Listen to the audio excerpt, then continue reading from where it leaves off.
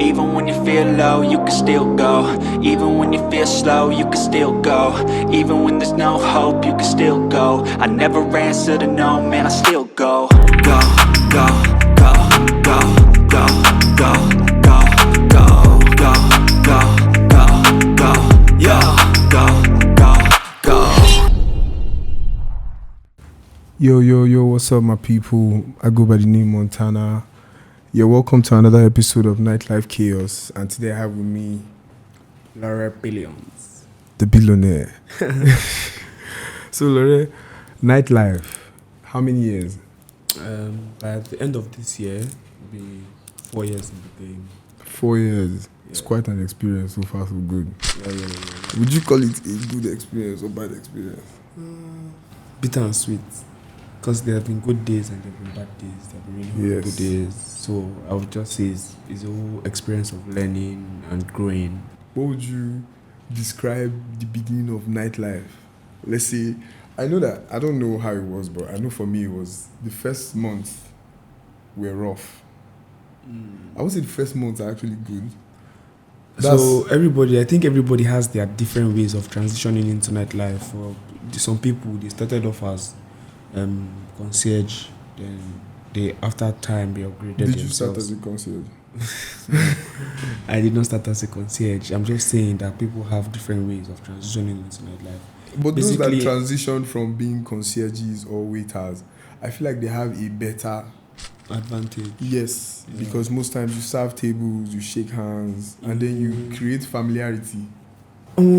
I don't know. I wouldn't say that they have a better advantage. I would say that everybody has a fair ground when it comes to nightlife, because I know that the beating of the odds for them was hard. That's getting to level up, getting to be able to dress, look good, make sure that someone doesn't look at you like paying the bill. But I feel during that process, they have a hack towards it. Obviously, well, there's some things that we cannot see on camera.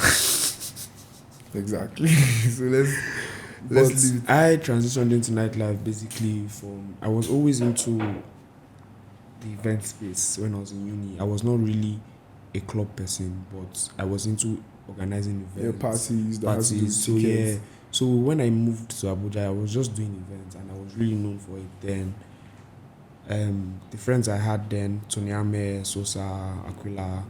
So I was really more of, when I used to go to the club then with my friends, I was really more of a customer, to be honest. I just used to follow them, me and my guys. I think the first time I went to club in Abuja was Moscow Underground, and I spent 150k that day. But I later found out that the drink that I bought was actually 65k. And somebody made something. So the person that chopped that bill, now my eye don't be that. So yeah, I started going as a customer. Then one day, Sosa walked up to me and was like, "Bro, you come here a lot, and I noticed that most of the time you come here, you bring a lot of people, and you guys are, anytime you come and you're bringing people to my club, you can get this amount of money." And I was like, And I started saying, okay, anytime my guys want to go, like, they'll say you want to go to another club. They'll mention another club's name. I'll be like, no, let's go to Moscow. But they did not know that I was making money from Moscow. So they just used to think that they go ball with Laurie. And it's casted that. Now they know. So in their mind, and my guys were really just down to go anywhere I was ready to go. If I told them that, okay, let's stay in the house and go tomorrow, like you're the party. They will be like, okay, no problem, anything. So when I say let's go to Moscow, we go to Moscow. That's how I started then. I just started chopping 20%. That, bro, I won't lie, I've chopped 20% that I've forgotten about my past. I don't do events anymore. It's just this year I said, okay, I feel I should not forget where I'm coming from. I feel it changes your circle and the way you party. Yes. Maybe whatever you used to enjoy. So over time I've come to understand, like, I've had the phase of where I was tired of clubbing. I've had that phase. And now I'm in the phase where I know that this is what I do for a living. This is what puts food on the table. This is what pays the rent. So it's more of work. Yeah. How do you go about creating a major buzz for your event? Like, how do you want people to know that, something is coming? Okay, I'm going to let a secret out now. When it comes to marketing, I love to use the emotional marketing aspect to create buzz for myself. I think it's the most organic way when it comes to entertainment to promote your business. Because people would want to go for an event that, like, I would not just want to wake up in the morning and say, I'm going for Eve After Dark's party if my friends are not going. Like, the only way I'm going to go for something if somebody that is close to me wants to key into it. Because you know you create a vibe. So, like, the person is like, okay, let's go. And I'm like, I don't want to go today. Yes, now, because most times if you go to parties, that's why I said nightlife changes the way. For example, if the shows they do with ticketing, there's a way you enjoyed them before than the way you do now. And most times you have to be, how do I put it? It's like you have to be at the table. It differs for people, but I've noticed, for me, I've come to a standpoint that as far as I'm staying in this city, Abuja, I cannot pay table for any concert. Yeah, I mean, most times just personally would rather be in the crowd, partying, singing along with, because the essence of me going for that concert is to, if I want to get the table, I'd rather just wait an after party and go to the club and get the table at the club. I do not see the essence of tables at concerts. It's just a way to segregate people from. So I would rather just be in the middle of the crowd. When all the concerts I've attended in this Abuja, anybody that see me, you can testify. I'm always in front of the stage. What elements do you focus on in making sure that people that come to your party have fun? DJ. My hype man. My DJ is the most. I don't even really. But don't you feel concerned about hype? I don't know about hype here, but I feel like there are hype men that will hold your parties down. Yeah, for sure. When it comes to hype men that will hold your parties down, a lot of hype men go a long way. But you asked me, for me, my own element is the DJs. From beginning of time, everybody has known that my DJ lineup has to be like, I even have a good ear. So it's like, I will know if a DJ is playing rubbish. Please just let this guy play. I feel that DJ, the tempo, how to DJ that DJ go tire. DJs vary. For example, I feel like every DJ, if for a party concert, is vibe by vibe. So it means if you're taking the room from here, it's going here, it's going here, and it keeps going. So some DJs, you've taken it to level 3. People are turned. They are in the mood to, okay, I feel like drinking more because the party is going as planned. Then you now have a DJ bring the vibe down. That's why I said DJs are really important. Some DJs do not really. I've come to understand the culture that not all the DJs really love their job. Some just do it to put a food on their table. There's a playlist. They just like come to your club and be playing. So I've noticed that kind of error in, for example, where I work. I've noticed it and I've told those DJs that do that to move away. But like some DJs will come and the song came out yesterday. They're already firing it today. Yes, but you have some DJs that take a month to play a song that came out last week. Like, I've learned the lyrics. I'm expecting to vibe with it. Some DJs, you even once you just see the DJ on the deck, you just know after Skelewu, Alanta is playing next. You already know the next line. You already know the next song. You can make a video and you will not miss the next song entry. It just be like morning praise and worship. So how far in advance do you go in promoting your event? Like how far can I go to promote my event? Like how far in advance do you start promoting? Okay. I think a month is fine for me. Sometimes if it warrants, I can do 3 weeks, 2 weeks.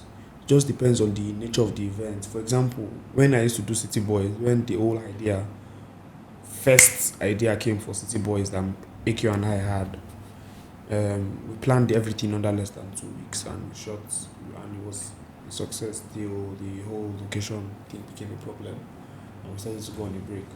But I don't think, if you want to do a major concert, like you want to headline an artist, I think a month, 2 months is fine. I think doing 3 months ahead is just crazy. Why are you doing 3 months? Okay, talking about artists, and let's put them with celebrities, influencers, generally. What are some strategies you've used to attract celebrities? Like, what are some strategies you've used to attract celebrities? Like, I would personally not say I've ever used any strategy. I think every celebrity I've met today was just by chance, and I feel like it's mostly the grace of God that's pushing me. I've not basically said, okay, this is my strategy to meet this person. I feel like whenever I need to meet somebody or whenever I need to know somebody, one way or the other, the universe just aligns it and the person comes my contact right. And I always seize the opportunity. If I really want something, I'll look for a way to put myself in that space to seize the opportunity. So how do you handle negotiations with these high-profile people? So from what I've learned in the industry, if you ever want to get to somebody, the best way to go through, not even know somebody, the best way to go through them is through their right-hand man, like guy, the manager, not the guy, their guy, the manager. So if you want to reach, for example, let's say DJ Consequence, you can message Consequence and tell him that I want to do a show, please, how much is your booking? You tell you 10 million naira for 2 hours. So, but there's a level of relationship that Consequence and I have built. But I can't message Consequence, even if I want him to come for my event. I'll go through his manager. So his manager will even give me a more likely price. So the hack I use is that I'm not even really close to the artist. I'm more closer to their managers. Their managers are really the ones. If your manager comes, if you like come with Shea Vibes, I'll carry Shea Vibes manager and go and chill. And I'll carry Shea Vibes because when I really need Shea Vibes, it's that money alpha, bro.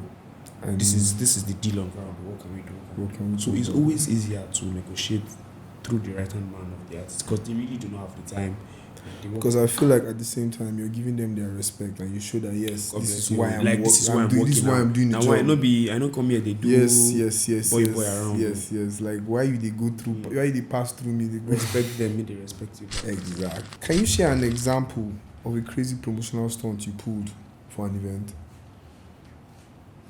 That was the craziest thing you've done to show that yes. One of the craziest things I've done to show that I have an event coming was doing but this was not in Abuja, it was a common thing then in Ilorin. So we did a lineup of crazy cars, all the cars in school. So like when you were in uni, how many boys have cars now? Just a few here and there. So but during my time of event, a lot of cars. So I was just really using the emotional marketing with the cars and the flyers and the fine girls. The full street of Ilorin, they see us as we go. The hype for the party. Come to sugar. So like that one, you go just see fine girls. They tell you may come party with you tomorrow. Yes. Once you just reach your house, you go just they look. I must reach that party. Yeah, I saw that girl. She was so nice. So I think one of the craziest things I've done is going out on the street to promote my party. How do you balance creative promotion with a budget? When it comes to promotion, I don't really like going on budget. I'd rather budgetize maybe my decoration promotion is such an important thing to me. I'm a firm believer of marketing. That there's nothing that marketing cannot do. The right amount of marketing, like especially when you know your target audience. Like okay, I want 18 to 25 at this party, and there are some parties I will do when I know that okay, I need from 28 upwards at this party. There's some parties I will do. I know that okay, I'm going strictly Gen Z's. So yeah, maybe strictly Gen Z's, sprinkle of emojis. So I love marketing. Staying ahead of competitors. What are the biggest challenges you face in trying to stay ahead? I've learned one thing from my mentors and I personally from time that there's nothing like staying ahead of competitors. Work with your competitors. Like I'm telling you now, work with your competitors instead of like competing, bro. There's a lot of money to be shared. Yes. I think we'll make more money if we're sharing money. I do not have competitors in my own opinion. I just have partners. Like okay, if I can't get this done, I call this person. Okay, what can we do to achieve this? Like there's a lot of money to go around, and I keep telling everybody around me that the market is so wide for everybody to enjoy food. Like the market is even one person in Abuja can have 5 clubs and all the 5 will sell. You don't even have to have like say that you're going to work for somebody or you're going to look for work. So I don't really buy the idea of saying this competition. I just believe that we all are on the same plane and I respect the hierarchy. Like I know obviously this person will be my mate. So yeah, I'll give you that level of respect, but I don't see you as a competitor. I see you as a partner. I know they say, okay, this person. You said you're happy for the success and you feel like, okay, we can work together. My own is always, how can we break bread together? How can we break bread together? I don't even like talking to people that I've not shared money with before. I will not even. I know the answer your message. That's not even wrong. That's what I'm saying.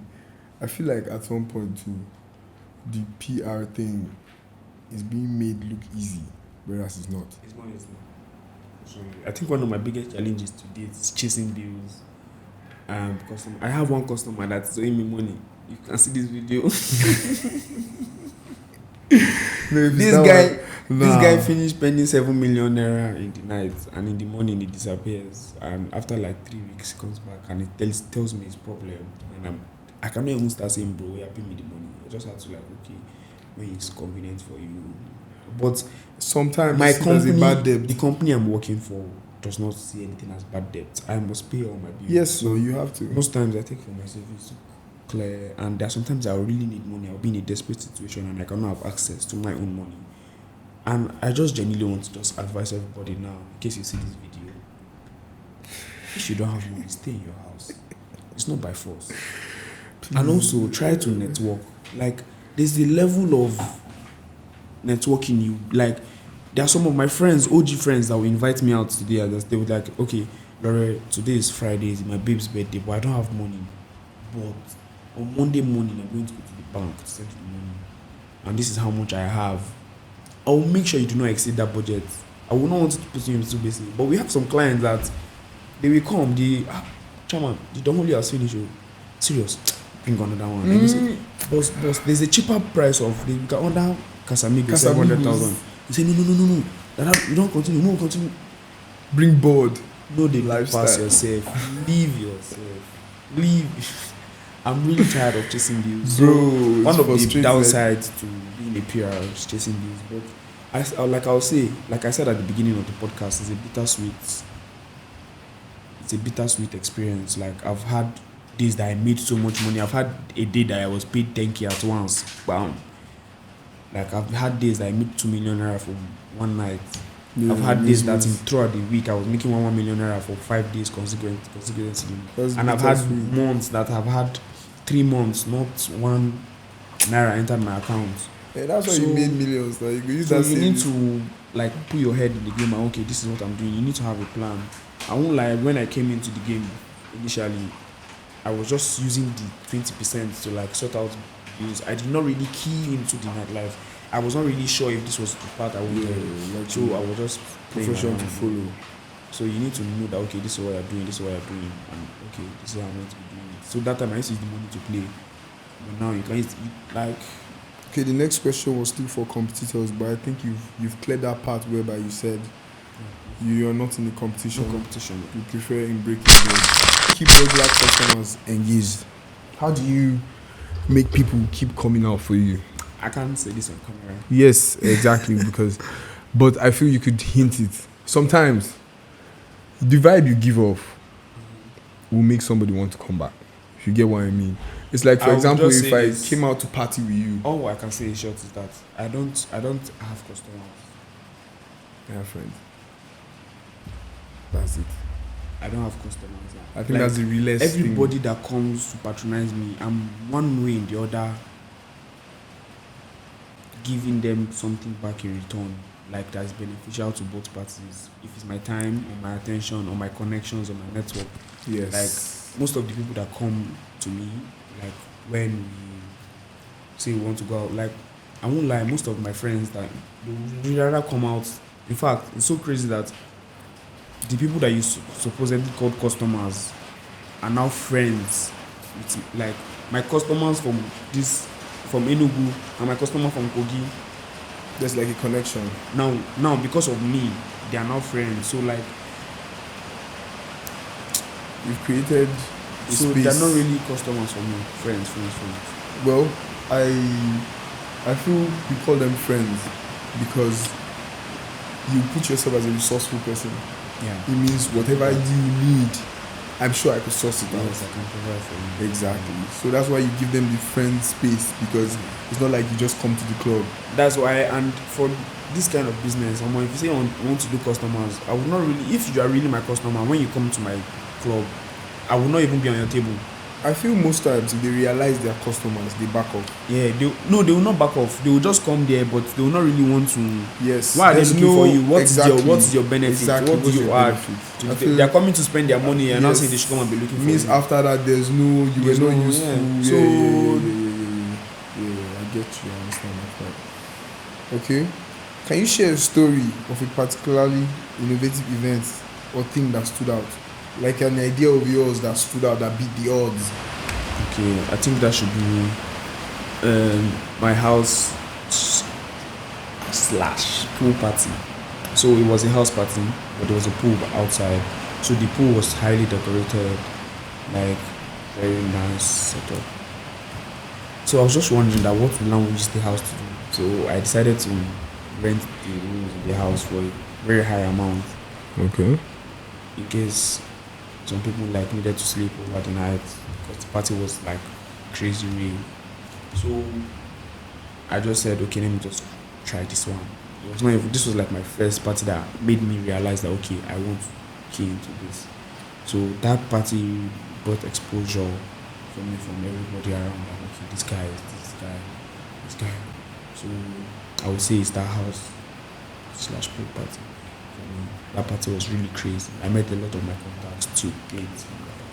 What's the process of coming up with new themes and concepts for your parties? YouTube. I think YouTube has been my greatest teacher to date from when I was in school on to even in my business. I think there's nothing you're looking for. You just share the major secrets. You're sure you're fine with that? Yeah, so I think everybody should key into YouTube to make the world a better place. Yes, because I feel like most times parties lack Yeah. the ideas they're trying to sell. It's like YouTube YouTube is like like your visa out of the world without really leaving the world. Like it's your digital visa. Like okay, I'm on YouTube. Any video you're looking for, anything you're trying to learn, is on YouTube. people give themes of parties, but they don't portray the themes. It's like you're giving a name for a party.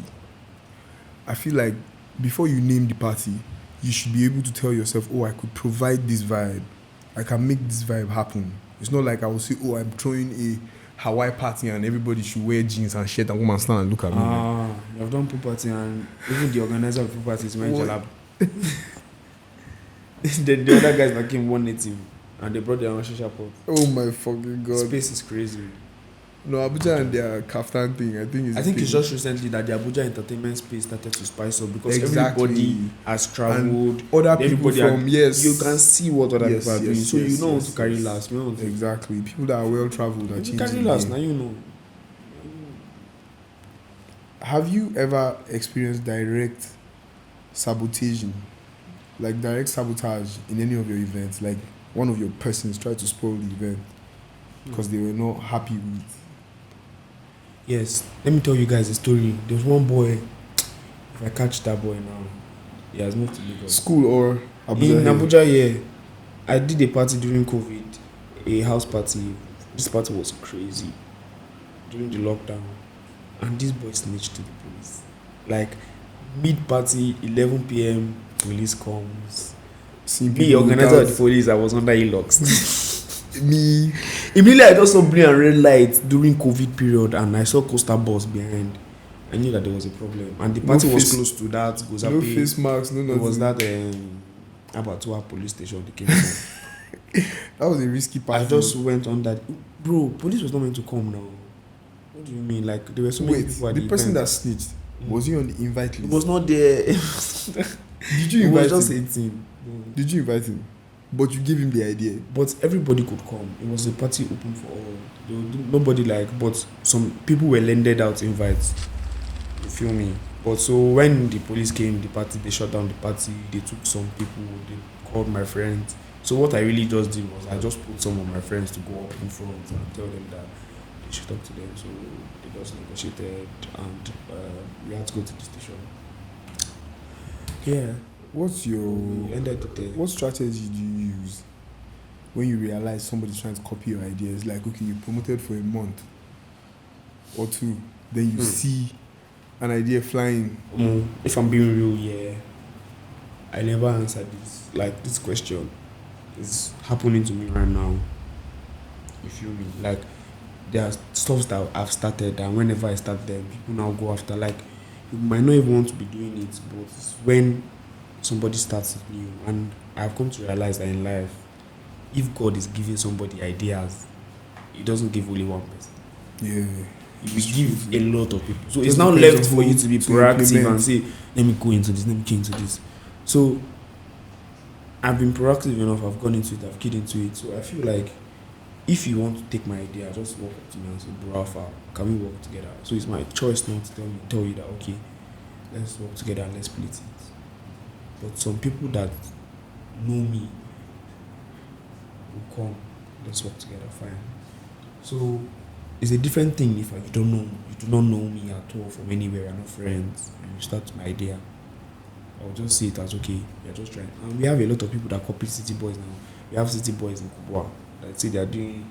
We have City Boys Lagos. We have City Boys UK. We have and we knew because they used to text us on our IG page to say, oh, we love the movement. We're trying to be like you guys. So this, he always says that you're really doing good. Like, it shows that yes, you're getting it right. For people to like you're only where you are today because I had the idea, I had the initiative to do this first. If you had done it before me, the odds of me going after that thing would have been zero. Yeah. Because I'm not someone that does things that people do. But You feel like you've created the vibe. if I want to do something that somebody's doing, I will make sure I'm doing it better. So whenever you're copying somebody, just make sure you can level up or do it better. Do not copy somebody and stay down. Because you're a fool. Because you've taken time to watch the person, observe. So imagine I'm going to do it and you're not doing it perfectly. You're not hitting the nail on the head. So I will even respect if you copy me and you be like, this is what I was doing wrong. You get them right. Yes, that 19, you get them right. So yeah, that's how I see it. I don't really take any thing to heart that you're copying me. I just think, okay. Okay, so Laura, we thank you for joining us today at the Nightlife Chaos. Hope you had fun and you had a good time. Even though you're not giving me small jobs. Don't forget to like, subscribe, and share. This is the Nightlife Chaos podcast. Click that bell.